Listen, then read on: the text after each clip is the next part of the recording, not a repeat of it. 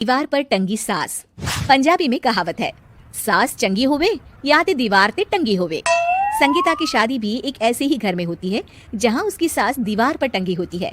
ससुर और पति शादी के पहले दिन उसे सास के फोटो के सामने ले जाते हैं, जहां ससुर जी कहते हैं, बेटा बेटा संगीता, ये तुम्हारी सास थी, बहुत नेक और भली, लेकिन थोड़ी गुस्सैल थी। गुस्सा आने पर सब तहस नहस कर देती थी, पर अब ये इस दुनिया में नहीं है। हाँ संगीता, माँ होती तो तुम इनकी कोई बात टाल नहीं सकती थी, वरना तो माँ घर में भूचाल ले आती। संगीता मन में खुश होती है कि अच्छा है कि ऐसी औरत अब इस घर में नहीं है, लेकिन दिखावे के लिए वो जैसे ही सास की फोटो के सामने हाथ जोड़कर खड़ी होती है, ये क्या? सास उसे देखकर मुस्कुराने लगी। संगीता आंखों को मलकर एक बार फिर से देखती है, लेकिन फिर सास के चेहरे का भाव, भंगिमा यानी एक्सप्रेशन बिल्कुल बदले होते हैं।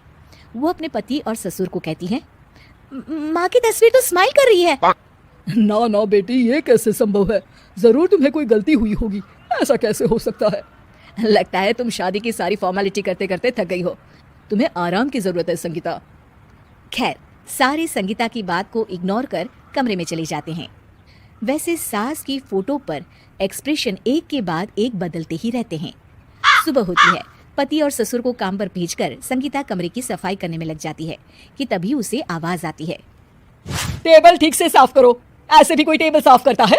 इससे अच्छा तो ये गंदा ही था। किसी औरत की आवाज सुन संगीता दंग रह जाती है और सोचने लगती है कि आवाज कहाँ से आई। आवाज को नजरअंदाज कर वो फिर से अपना काम करना शुरू करती है, लेकिन इस बार तो आवाज बिल्कुल उसके कान के पास से आती है। मेरा घर है ये, जब तक मैं थी चमका कर रखती थी, हर एक चीज शीशे की तरह थी। तुम्हें तो ना सफाई आती है ना कुछ पता है। क्यों तुम्हें मेरे घर की जिम्मेदारी दे दी गई है? पता नहीं तुमने मेरे बेटे को क्या दिखाई दिया। मैं होती तो एक से बढ़कर एक लड़कियों की लाइन लगा देती। अब संगीता को समझने में देर नहीं लगी कि ये आवाज किसी और की नहीं बल्कि उसकी सास की है, जो दीवार पर टंगी है। वो उसके पास जाती है और कहती है, नमस्ते सासू माँ, मुझे तो कल ही लग रहा था कि दीवार में कुछ काला है। वो दीवार नहीं, दाल होती है पगली। सही पकड़े हैं सासू माँ। तो क्या हो गया आपको जो आप यहाँ भी चैन से नहीं बैठी हैं? सुना मैंने आपका व्यवहार काफी गुस्से वाला था।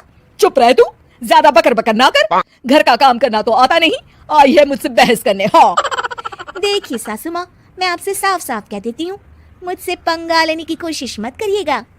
तभी पीछे से संगीता का पति आता है। अरे संगीता, किससे बात कर रही हो? कौन है वहाँ?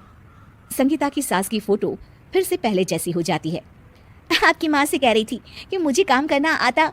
अरे संगीता, माना सास के ताने हर बहू को अच्छे लगते हैं, लेकिन यहाँ तो माँ है ही नहीं, तुम तो फोटो से ही। तुम भी लाजवाब हो संगीता। किसी को विश्वास नहीं होता कि संगीता अपनी मरी हुई सास की फोटो से बात करती है। वहीं आए दिन संगीता की सास संगीता को किसी न किसी बात पर आते जाते ताने देती।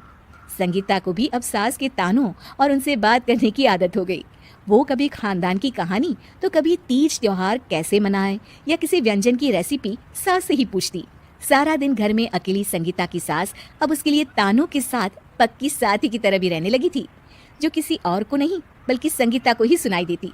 तो देखा आपने, सास बहू का रिश्ता हर रिश्ते से ऊपर होता है, फिर चाहे वो खट्टा हो या मीठा।